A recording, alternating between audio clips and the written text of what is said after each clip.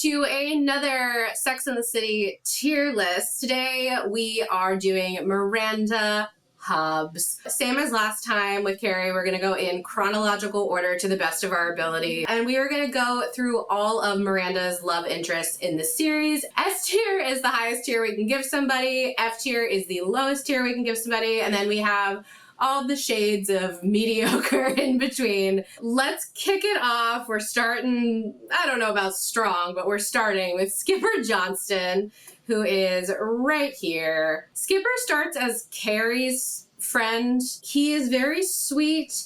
He's a 20-something. He falls hard for Miranda, even though she's kind of meh about Skipper in general. She runs very hot and cold with him. Personally, I have always found him to be deeply, deeply, deeply cringy and reminds me of the kind of guy that when I was younger and felt very insecure and thought nobody would ever like me, I would be like, oh, this guy's really into me, so I'm gonna date him even though I'm not interested, because what if nobody else is ever interested? That's the flavor I get from Skipper, so I never loved him, to be honest. I also can't imagine Skipper's good in bed. I don't think Skipper's doing his best, but I don't know that Skipper's enticing in the bedroom, outside of the bedroom. He's just so eager and earnest and which is, great for some people, but especially for Miranda, this was never going to mix. I feel like I want to give him a B or a C because it's not necessarily his fault that he is the way he is, and at least he's a nice man. Yeah. And he'll come back so we can re-rank him. I feel like let's give him a B for now. Okay, a B for beta,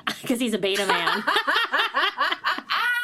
There it is. Next, we have Nick Waxler, who is a modelizer, meaning a man who exclusively dates models. Oh, and this is him right here. He dates Miranda as a palate cleanser, and also because his friends are sick of talking to his vapid model girlfriends at their group couple dinners. So Miranda is like a breath of fresh air, but obviously they don't work out because he's used to dating models and Miranda is a real person, not a model. He seems like a real piece of shit, honestly. And yeah. I kind of want to give him a D or an F. I was leaning F. I think there's no room for improvement for this kind of guy. He's like that stereotype in New York. If you watch Real Housewives in New York, very Tom D'Agostino, very Harry Dubin. Yeah, he would hang out at the Regency. I don't know about this man. I think he is what he is. He's an F. Next we have Softball Sid. There she is. Oh, she looks so sad in this picture. I know. Sid is someone who Miranda gets set up with at her law firm's softball game because her friend assumes that Miranda is gay and decides to set her up with Sid because he's never seen Miranda with any boyfriend. And the thing is, though Miranda claims at the time that she is not gay, what's interesting about this is that obviously Miranda does become a queer character in the end, just like that universe. So it's interesting that in I think this is the third episode of the original series, we did have a moment. We had a glimmer, Miranda, that we didn't quite catch. She and Sid are super great on the softball diamond together. Miranda kisses her and Miranda's like, no, I'm definitely straight. And Sid's like, yeah, you are. I really loved Sid. I want to give Sid S tier because I think Sid's awesome. I agree. And also, Sid is one, I think, on the internet and us, we would love to see Sid come back. Because I think that is a character who deserved more. In the defense of her boss, the way they were addressing Miranda in season 1 in particular, it was so queer-coded, especially with, her haircut, the very harsh, business style. Everything felt very queer. There was nothing wrong with Sid other than the fact that maybe Miranda wasn't ready for Sid yet. We are putting Sid in S tier. There she is, softball Sid. We love her so much. Now we have Ted Baker, who Miranda meets at the gym. We don't see that happen. We just hear about it. He leaves for the day and Miranda stays in his apartment and goes snooping. Miranda finds some of his hidden pornography, which is very spanking heavy. She tries to bring it up with him in a coy way while they're out on a date and is like, I thought you liked to get spanked. And he immediately gets very shy and uncomfortable and walks away from her. I feel like this is bad Miranda form because you went snooping through his apartment and brought up his like kink in a very indelicate way. That being said, he did not handle the conversation well. So how do we feel about Ted? Okay, here's what I think. There's nothing wrong with a spanking fetish. I just think he needs to be more relaxed and work on how it be more in the open. Be more open about if that's what you like, that's what you like. It's okay. It's better than armpits, Adam. So I feel like middle of the road C. I don't feel like he's amazing, but I feel like there's room for improvement. I agree. We're going to put Ted at a C because he needs to just get more comfortable with himself and be open to having a spanking. Now we have the couple who wants to have a threesome with Miranda. Here they are. This is a result of the girls get to talking about threesomes. They're like, oh, I have a threesome with you. Oh my God, thank you. But none of them say they want to have a threesome with Miranda, which she ends up then discussing with her therapist because she feels really left out. And so she decides to answer a personal ad for a couple who's looking for a third. They meet up and they're immediately attracted to Miranda. They think she's like fun and cool. And she's like, just to be clear, you do want to have sex with me as a couple. And they were like, yeah. She doesn't end up going through with it because she's really only doing it for validation, which I've never agreed to a threesome for validation, but I've done a lot of things specifically for validation. So what are your thoughts? Where should we place the threesome couple? Okay, so here's the issue. So far, it's like, Miranda, you're the one kind of leaving these people high and dry. And I'm sort of like, Miranda, do I need to be moving you on this tier list? Because they're not the problem. Like, they're like open about like, and they were excited about Miranda. They're like, we would love to have you as our third, because who wouldn't want to have Miranda as their third? So for that, honestly, and for them to be so open about that, this is like 1997, 98, when like maybe we weren't even like talking about this yet. I applaud them for being sort of like open and progressive. So for that, I'm kind of like, I don't know, A tier? Is that crazy? No, that's not crazy. I think they should go in A tier. They really went out on a limb. So yeah, A tier for the threesome couple. Now we have Ed, who is Samantha's accountant. That's this picture right here.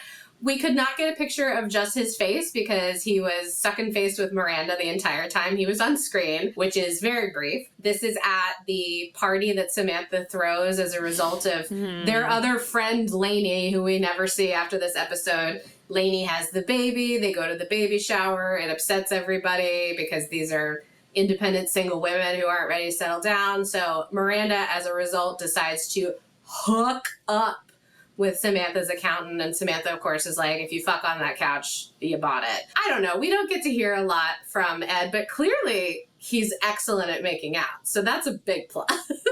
That is a big plus, but it's also someone that Samantha works with, and I always feel tricky about that when you're getting involved with a friend's like coworker or like business partner or something. But he's a fun time. So I feel like, I don't know, B or C, what are you feeling? Let's go C, just because like he could be a slime ball who is just an opportunist. We don't know enough to give him more than a C, I would say. Then we have the construction worker who hits on Miranda and who also dresses like he is a Bruce Springsteen impersonator.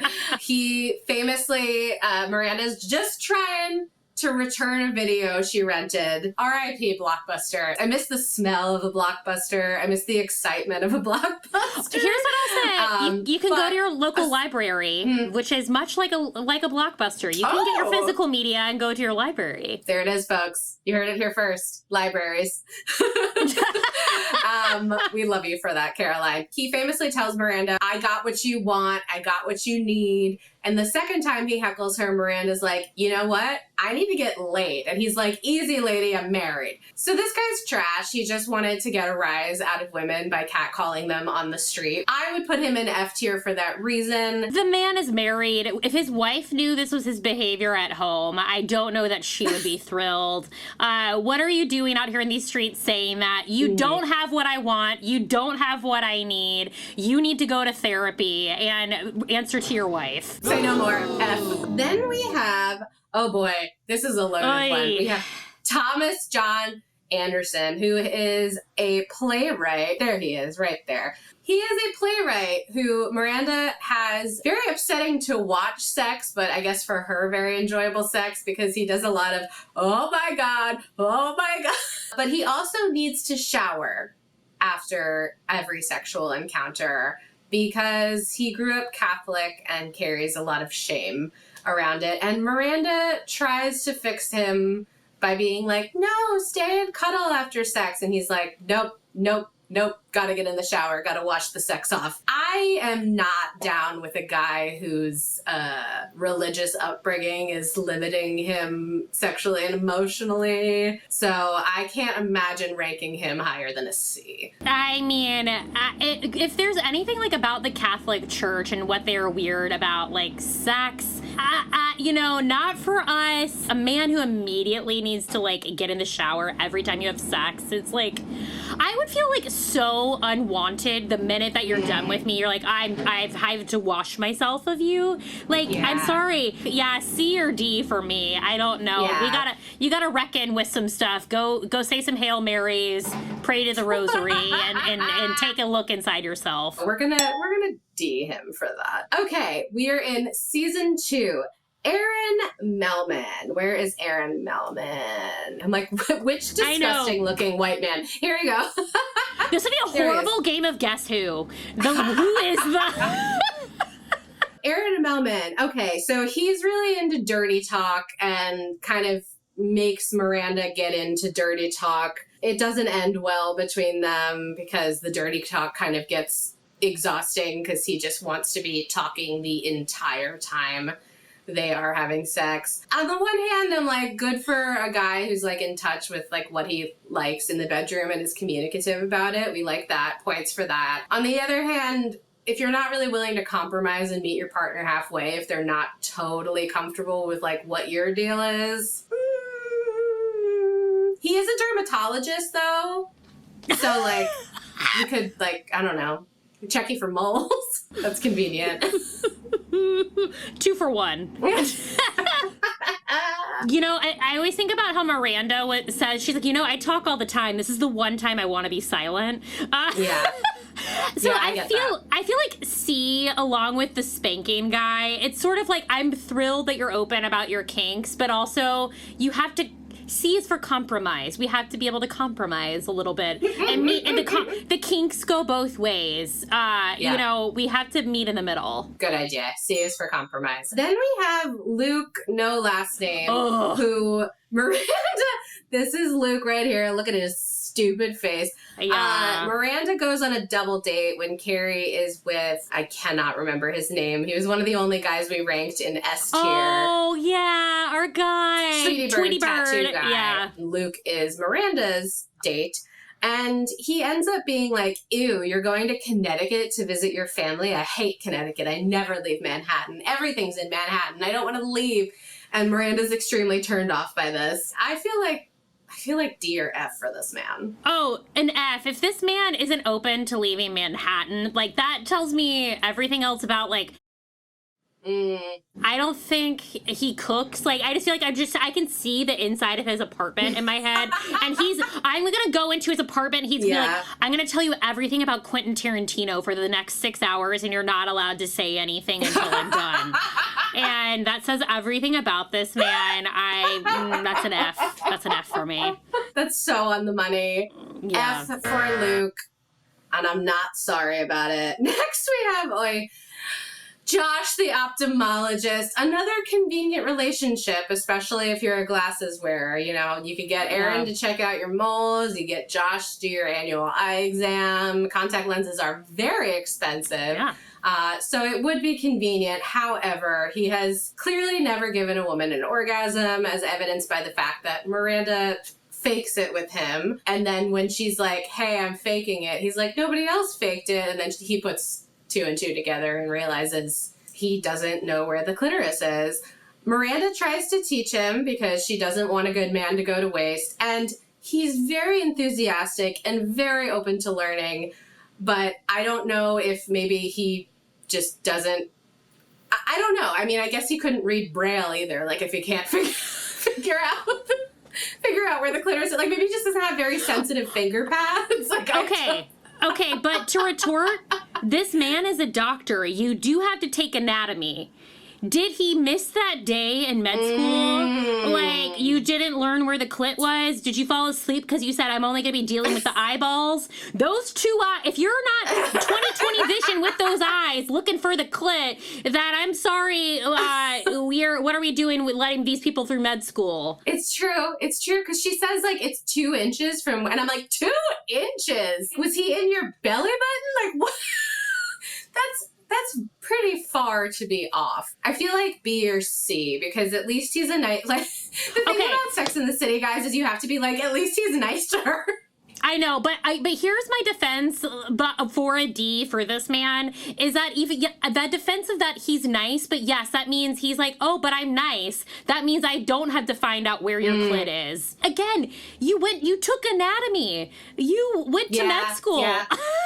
Yeah, okay. So we're going to put him in D for doesn't know where the clit is. Ethan Watson. Oh boy, this guy. Yeah. There he is. Ethan is a filmmaker.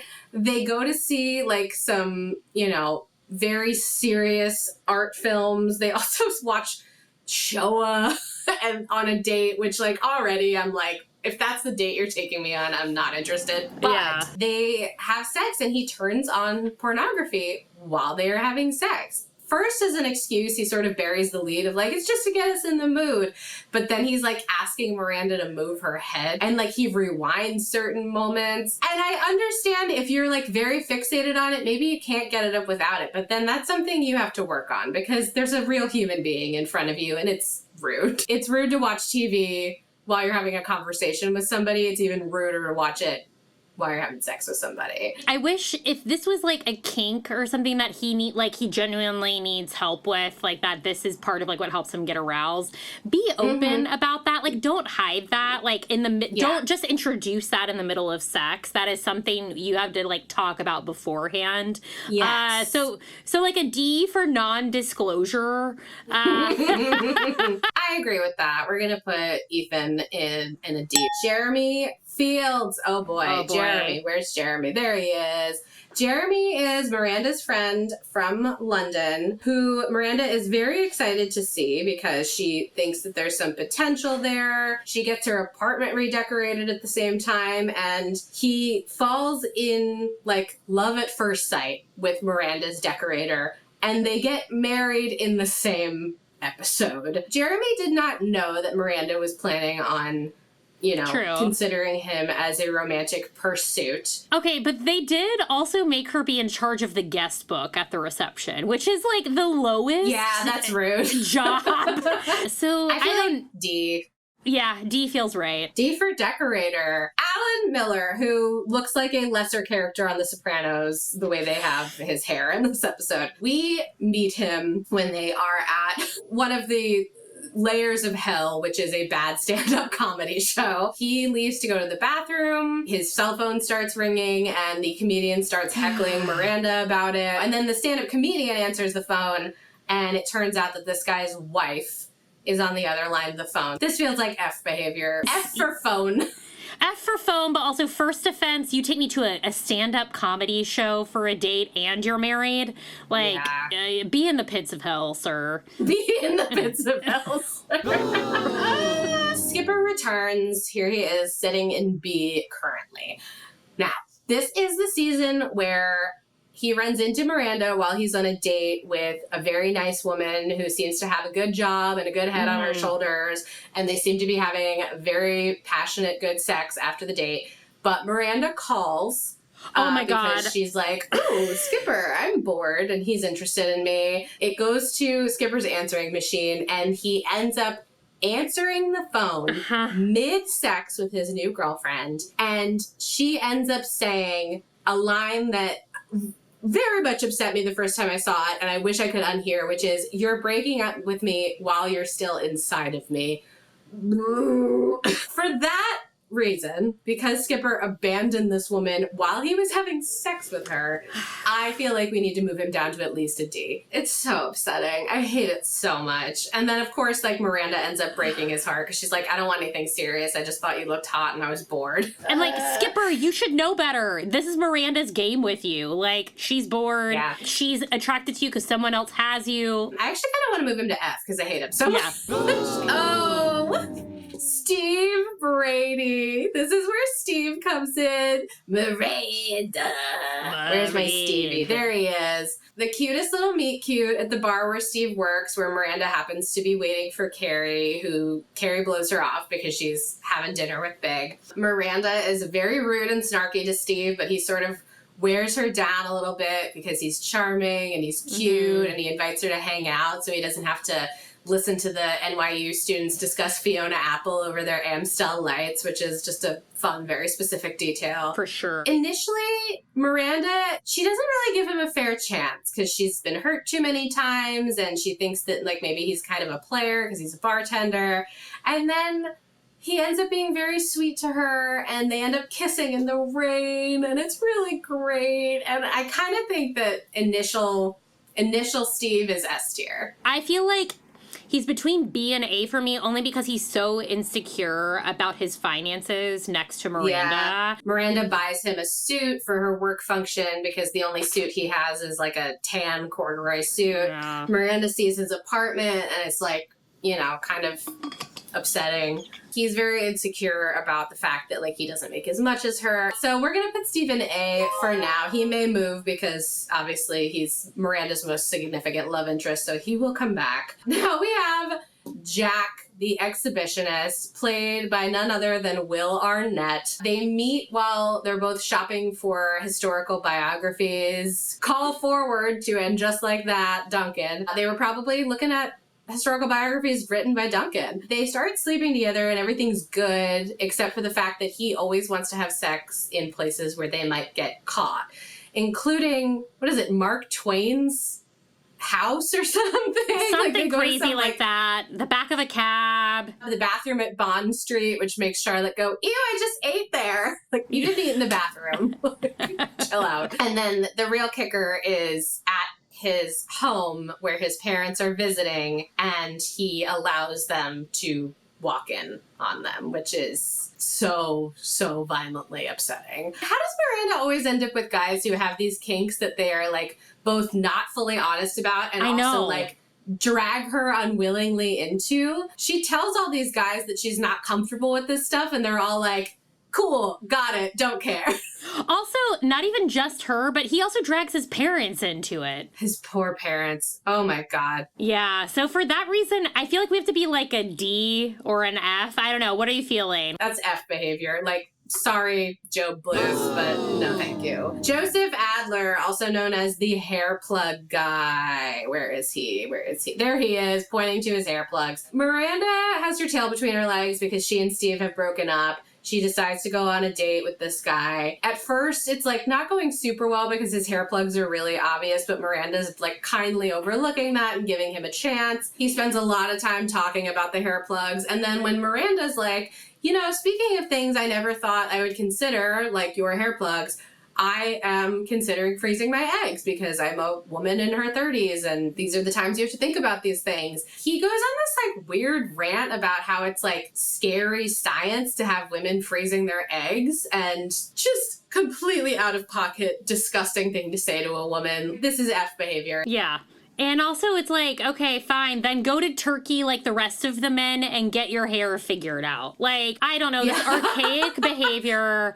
I have no tolerance, no patience when you're clearly using science on your head, that we can also use science on your insides. That tells me everything else I need to know about the rest of your life and your belief systems. And for that, it's women have the right to freeze their eggs if you have the right to be insecure about your balding hair pattern. We're going to do F for follicles and F for freezing eggs. Miranda tells him off before she leaves by saying, like, this is rich coming from a guy who does crop rotation on his forehead, which, like, oof, love that zinger. Get his ass. And we have Kevin, who is the angry fellow lawyer. He and Miranda have good sex because they have good fights, but he's nasty and mean and rude to absolutely everybody. He's condescending to Miranda about everything. Once again, I'm like, immediate F. Like, yeah, I know. I'm like, damn, Miranda had a lot of Fs. This is... Here's the thing. I am not saying that women date other women because men are bad, but I will say Miranda's track record would certainly have led me to consider whether or not dating and sleeping with men exclusively is a good idea. Right. Yeah, I mean, there's no other option than F. Like, there's no, like, tolerance for, like, shitty behavior like that and being rude to other people for no reason. Also, like, Miranda ends up changing her behavior because she knows certain things are going to set him off. F for this man. Ooh, this is going to be a very unbalanced tier list.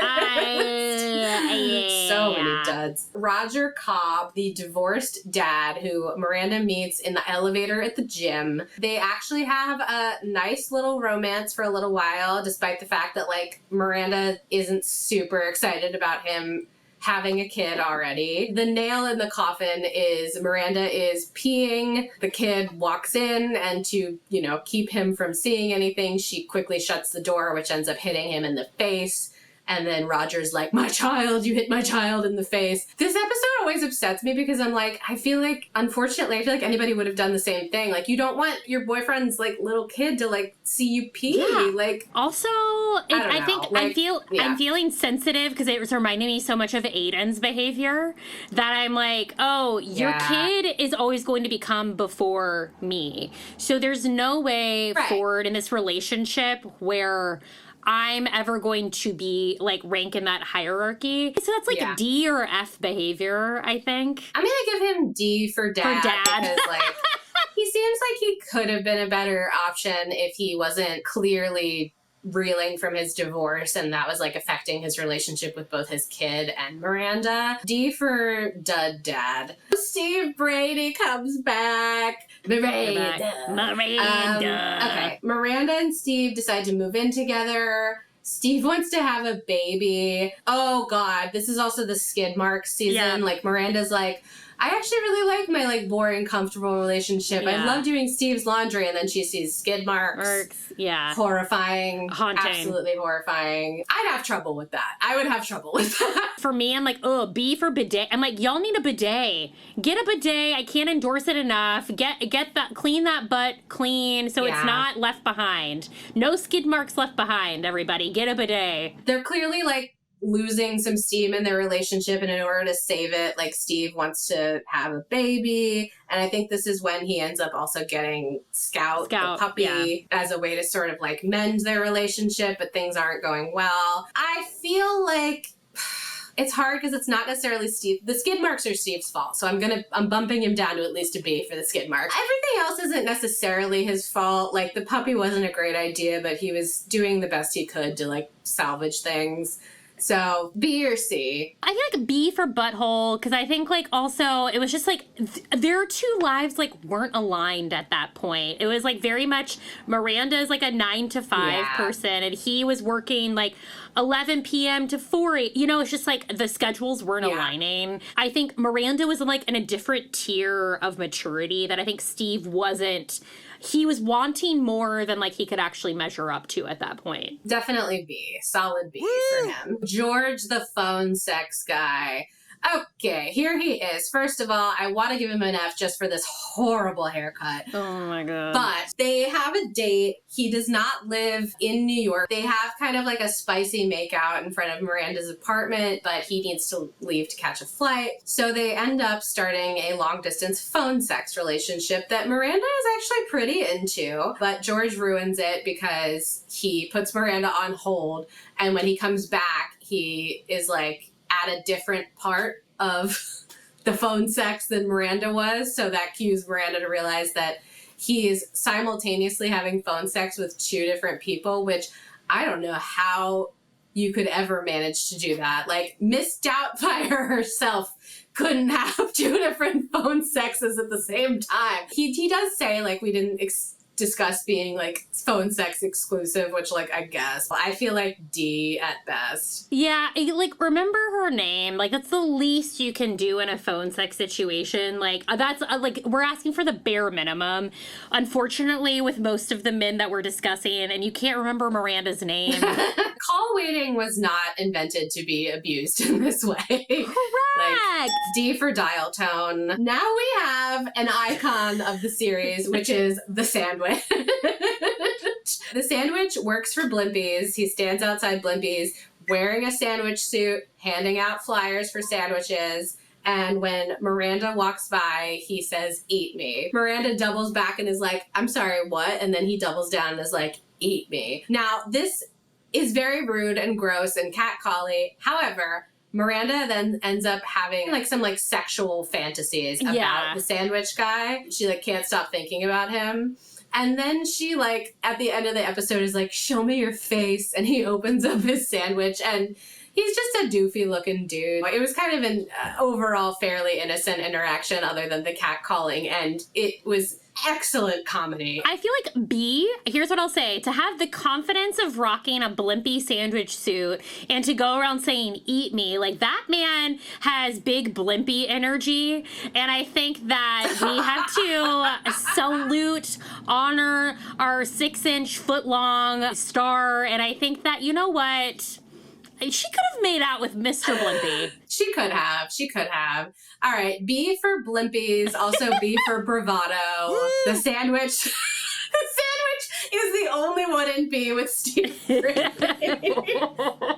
Feels right. It feels right. Harris Bragan. Okay. Miranda meets him while speed dating. They both lie to each other. Miranda is desperate to get a date to Charlotte's wedding, and telling these mediocre men at speed dating that she's a lawyer is turning them off. So she decides to have some fun with it and say she's a flight attendant, which immediately gets her a date, Harris, who tells her that he is an ER doctor. This is proven to be a lie when Miranda, while slicing a bagel, cuts her finger and she's bleeding very heavily. And she's like, "You're an ER doctor, please help me with this bleeding." And he was like, "Ew, blood." And it turns out he is, I believe, a manager of a Foot Locker. And he also lied because I guess that wasn't getting him dates. Here's the thing. Miranda also lied to him and lured him under false pretenses. And he really wanted to sleep with a flight attendant. Lying for sex and dating is bad in general. It's bad.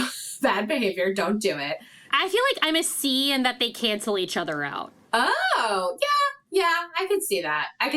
As a doctor, don't lie about being one of our greatest men out there on the front lines. You're on the foot lines. All right. C for canceling each other out. Oh, Letterman Lou. Oi, yoy, yoy, Letterman Lou. Okay. Letterman Lou. He's got like an Adam Sandler thing going on that I will say it's just in my genetic code to be attracted to. Letterman Lou is Miranda's previous college friend who she goes to see while the girls are in LA. Lou used to be really like cynical when he was in New York, but he seems kind of like positive and refreshed. And at first Miranda's like, I don't know if I believe it. And then she sort of starts to like allow herself to get some of that like magical LA, like always 70 degrees and sunny, drinking green juices. You live in LA, I'm sure you know the feeling.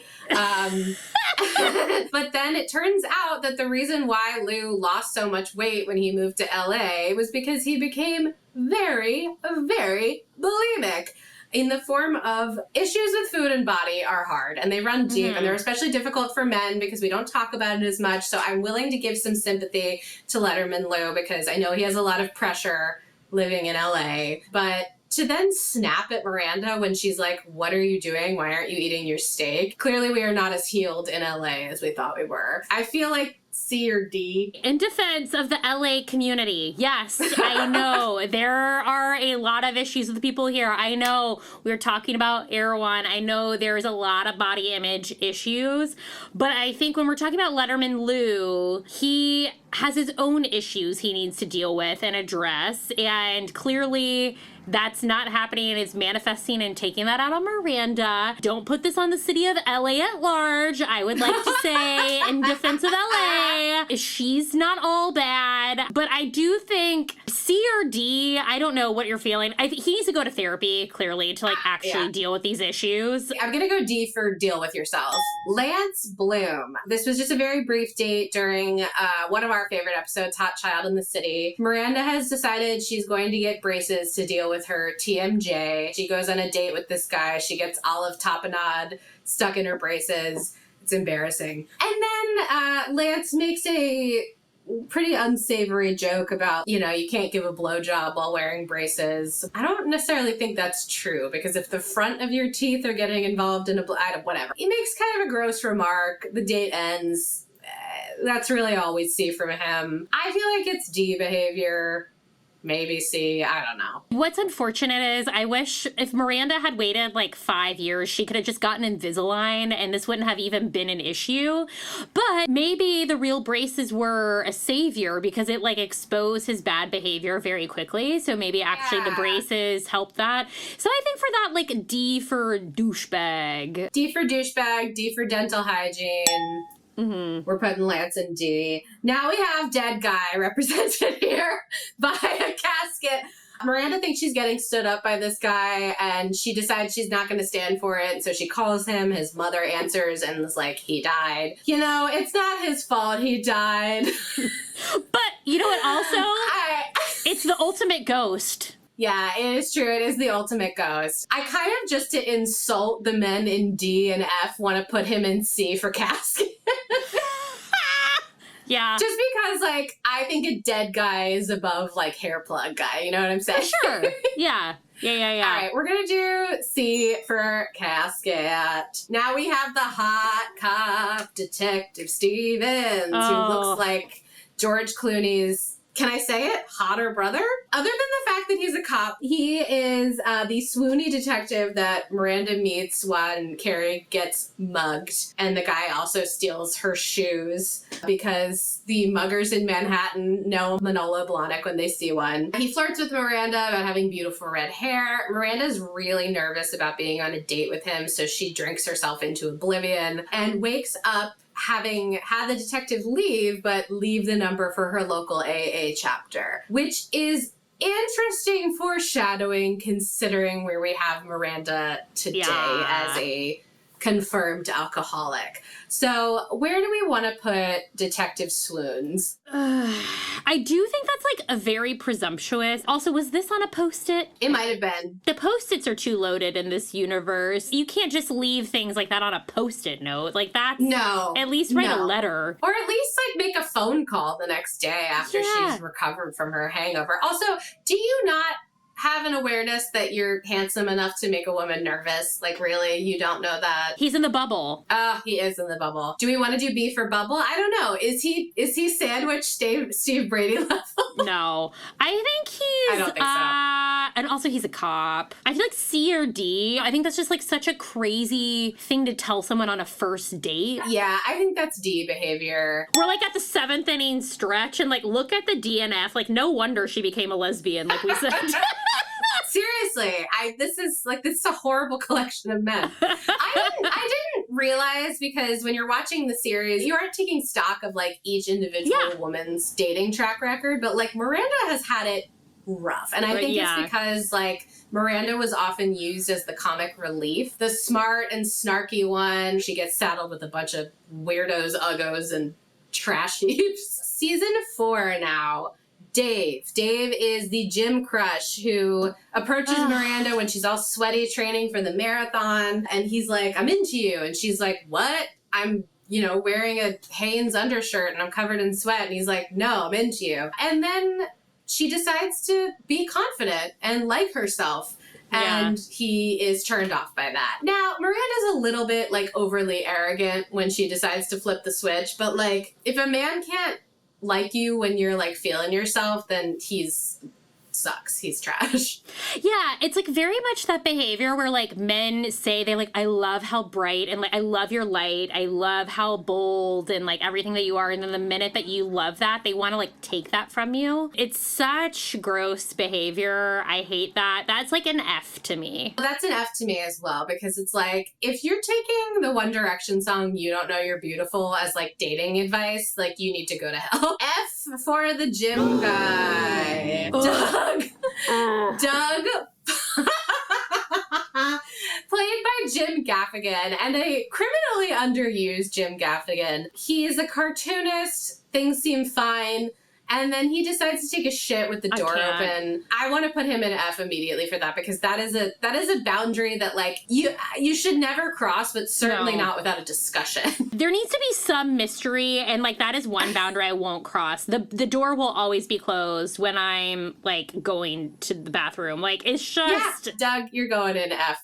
F for fecal matter. Okay, now we have the chocolate cake. As we did with Carrie, we picked for Miranda two non-human entities that Miranda has had significant emotional relationships with, one of which is the chocolate cake. Miranda is in a very toxic relationship with this chocolate cake. She tries to buy an expensive one, and then it's very expensive, so she's like, I'm gonna do it myself. She makes her own Betty Crocker chocolate cake, and all is well, except for the fact that she can't stop doing that thing where you keep going back to the cake and cutting a little sliver off and cutting another little sliver off, until she eventually throws the cake in the trash and then eats a piece of cake out of the trash. Now, a lot of these men are pieces of cake that belong in the trash. Mm-hmm. So it does feel like a larger symbolism. That being said, it's chocolate cake and it's comforting, and she made it herself. I don't know. I feel like C or above. I was gonna go A, but that's me. You know what? Let's do it. It's chocolate cake, and it was there to comfort her when she needed it, and she was able to dump it. The nail in the coffin, I think she like pours like dish soap over it. Yeah. So yeah, let's give the chocolate cake an A. Because you know what? The chocolate cake did nothing but try to be there for her. Come on. You love chocolate cake. I love chocolate cake. We all love chocolate cake. Now we have Marathon Man, who we have right here. He and Miranda meet each other because they're in like a running training group. Miranda's really trying to like improve her mile time. They end up hooking up after their runs, and he ends up eating her ass, which in the world of Sex and the City is considered to be extremely weird. And in the world of 2025 is considered to be, I guess, pretty normal behavior. Pretty normal. But Miranda is very prude about the analingus, or as Carrie calls it, tuchuslingus. Miranda tries, but she can't bring herself to do it. And here's the thing. He's very rude about it. Like, she tries to be like, do you want a massage? And then he, like, waves his ass in her face. And then he gets angry at her when she says no. That's not great. Miranda tries to meet him halfway, and he's, like, not understanding of it. So that's kind of, like, F for, like, forcing your kink on her. And she's, like, not wanting to do it. Yeah, let's do F for Marathon Man. There's that. Miranda meets a lot of guys at the gym. She does. It's interesting to think about. Steve Brady. He comes back. They are not technically together in this season. Steve is diagnosed with testicular cancer. Miranda finds out, and she helps him get, like, the treatment that he needs. Then he's feeling kind of down and out about having only one ball. Yeah. And he's like, who's gonna fuck a one-ball bartender? And Miranda's like, I volunteer. So they sleep together even though they're just friends. And then Miranda realizes that this brief encounter has gotten her pregnant, and she decides to keep the baby. Steve tries to propose to her. They have a very funny interaction where she's like, are you out of your mind? And he uses Aiden's bad ring. Yes, he does, which is, that's bad. That's very, very bad. I don't know. Do we want to move Steve for this? Because I feel like other than that, none of this is necessarily bad behavior per se. Yeah, B or A. I was like, B for one ball. You know, he stepped up to being a good dad, but like they're not in like partnership yet. So I'm like, we're inching towards A status. I feel like we're at like B plus territory. Yeah, I think we're gonna leave him with the sandwich for now, but he's got potential to move. Season 5, we have Tom from Weight Watchers. Tom is a very nice guy. They like meet and there's immediate like chemistry and snarky rapport. They're both feeling pretty vulnerable because they're at Weight Watchers, so like clearly they're like not comfortable with their bodies. They share a Krispy Kreme donut. It also turns out that he is an absolute maniac when it comes to going down on women. So a lot of positives working for him. But when Miranda wants him to wipe his face after having gone downtown, he gets very insecure about being a quote unquote messy eater. Yeah. And they end things. Just get a tissue, man. Like, it's not that big of a deal. Right. I don't know. I'm torn. I think we're going to give him a C for cunnilingus and calorie counting. He's right there next to the casket. Walker Lewis. He's this like hot translator guy that Miranda went out with previously, and now she has a baby and she tries to sort of hide that fact, but then she brings him home.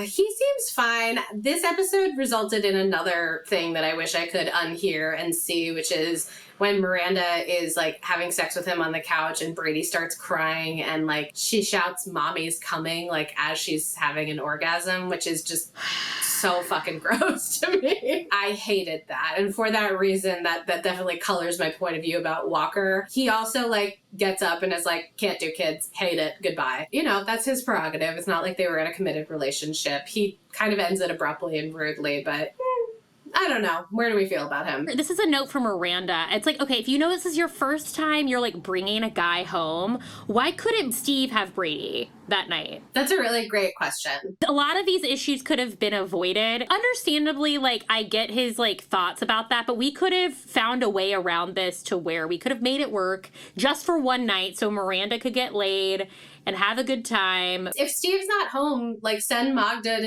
with Steve's with Brady. Like, yeah, Magda's chill. She'd be down as long as she thought you were praying to the Virgin Mary and not having sex. Let's put Walker. I feel like Walker's like a C. Also, to be fair, I just always thought Walker was hot. So I'm like, maybe I'm making excuses. I'm a problem. No, he is.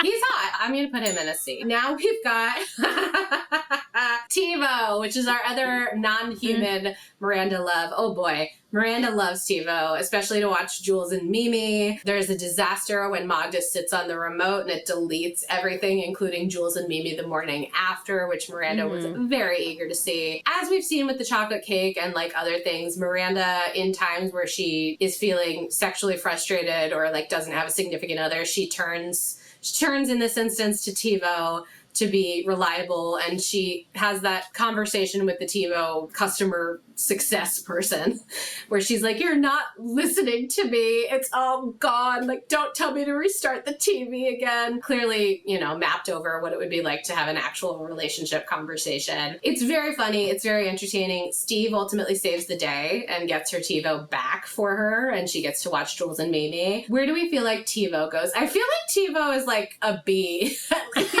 I mean, it broke, but, you know, it's reliably, there's nothing more reliably comforting than your TV shows. I know, which is why I'm like, chocolate cake, TiVo to me is an A. It's, you know, it's there for you late at night. It's there for you in the morning. TiVo's there when none of these men are there for her. Also, TiVo helped bring her back to Steve, which in the grand scheme of the Sex and the City original series universe, TiVo bringing her back to Steve is a good thing. So yeah, let's put TiVo up with the chocolate cake and the threesome couple. And I'll say TiVo also leads her to her next dalliance. Correct, who is Dr. Robert Leeds. The hot...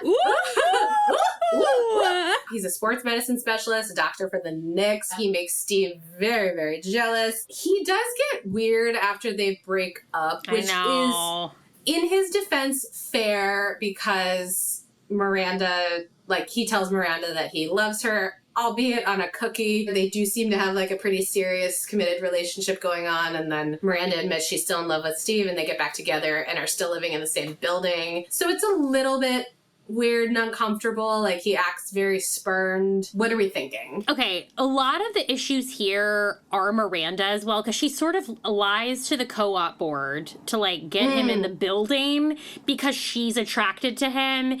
And it's such a don't shit where you eat. What did you think was going to happen? Also, I will say, the hottest calamine lotion has ever looked. When he goes and, like, puts the calamine on her when she has chickenpox from Brady. Yeah. And he was very good with Brady, but he does get weird. I would be pissed off about that too, that, like, you're not over your ex that you had a kid with. Like, you're not being fully honest about everything. B territory. I could see that. We're gonna go B for Dr. Robert Lee. Now we are back with Steve Brady. This is where I think we move Steve because, you know, Steve is with Debbie for a little while, but Steve and Miranda eventually admit to each other that they are in love with each other and they feel like they're meant to be together. They get married in a beautiful, adorable little garden ceremony. They have that great conversation over beers, how they don't want to lose each other. And it just seems like they're in a good place. They're really comfortable.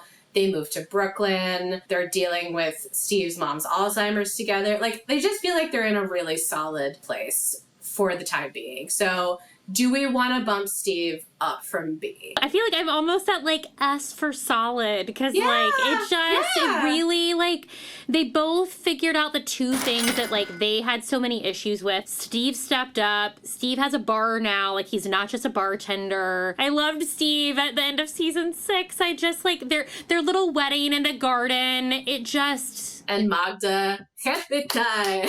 Happy time, happy time. Unfortunately, we are going to have to move him again pretty immediately because then we have the Sex and the City movies, which, as always, we have to consider as canon, even though we don't want to. He does cheat on Miranda while they're going through kind of a dry spell as far as, like, both physical and emotional intimacy. And then they reconcile with the whole romantic Brooklyn Bridge thing. So, you know, it was a one-time cheating thing. He does own up to it. He allows Miranda to punish him about it for quite some time. He definitely can't stay in S because cheating is not S behavior. You know, they go to therapy, they work it out, they meet each other on the Brooklyn Bridge, and he clearly, like, adores her and would do anything for her. So I feel like I'm still willing to give him B or above. B for the Brooklyn Bridge. B for Bridge. Woo! Back to B, where he was originally. Now we have... Boy. Oh, boy.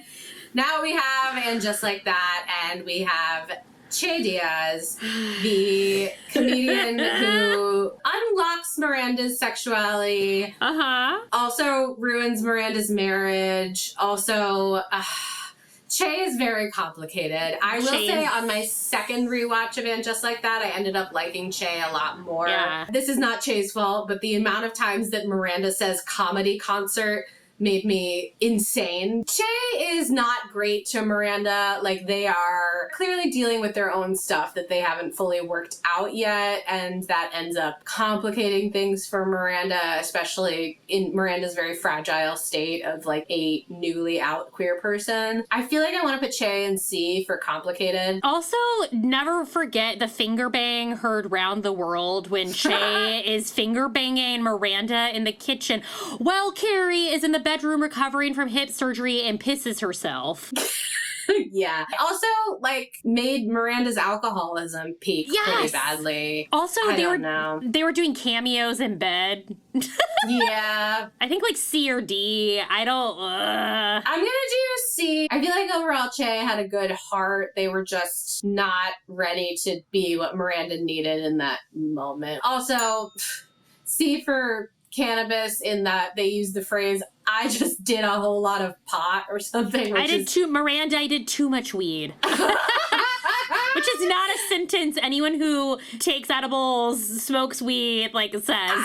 It's just not. Now we have Amelia. Very brief encounter. Miranda meets her at a bookstore. Amelia turns out to be a narrator, an audiobook narrator with a very sexy voice, who Miranda really likes. Miranda's excited because she, like, you know, manages to, like, flirt with this woman and ask her out. And then when she goes over there, her apartment's in a total state of disarray. She, like, steps in the litter box. She's asking Miranda if she has quarters for the laundry room. Amelia goes from, like, middle-aged lesbian with her shit together to, like, heterosexual guy in his 20s who, like, can't can't function. For that reason, I feel like D or below. Yeah, if you have cats, kitty litter is such a thing. You can't be a hoarder if you have cats. It can't be messy having kitty litter everywhere. It's impossible to clean up. And if you're having people over to sleep with, you gotta take care of the kitty litter situation. Cat shit smells so fucking gross. D behavior, Amelia. Mary the nun. Miranda takes the nun's virginity. An angel on earth. Mary decides to have a groundbreaking week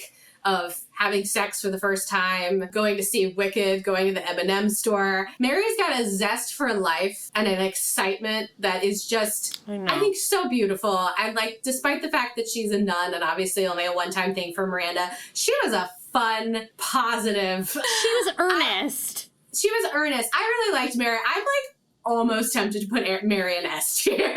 Yeah, I know. I'm I would be thrilled to have her in S. I was A for Angel but S, she's helping other people.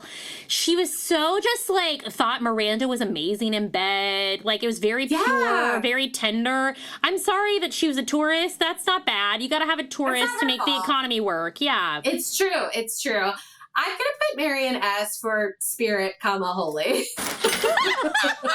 And now we have Joy, who is Miranda's current girlfriend. I like Joy a lot. I think she's intelligent. I think she's self-aware. I think she's funny. She has incredible dogs. I think she's got it all. I really like Joy. We don't know 100% what her baggage and what her deal is. We're gonna put Joy in A. Oh boy. Wow. Look at this. This is a steep drop off. That is a line graph going a line graph going all the way down to the depths of heterosexual hell. Our only two people in S tier are Sid and Mary. S and M. S and M. And then the only people right below in A tier are threesome chocolate couple. cake. Chocolate cake. TiVo and Joy. Steve Brady comes in at B, which I'm going to leave him there despite what goes on in, their marriage during and just like that. He can stay at B. This is, Miranda, it's really no surprise that you are exclusively dating women. Again, that's not how we determine our sexuality. No. But the men on this show certainly would not lead anybody to be being heterosexual is awesome. Yeah, Miranda had a menagerie of Manhattan's worst men. Thank you for watching. We hope that you enjoyed. If you agree or disagree or want to say more about any of our rankings, please talk to us in the comments. We love to yap. Bye. Bye.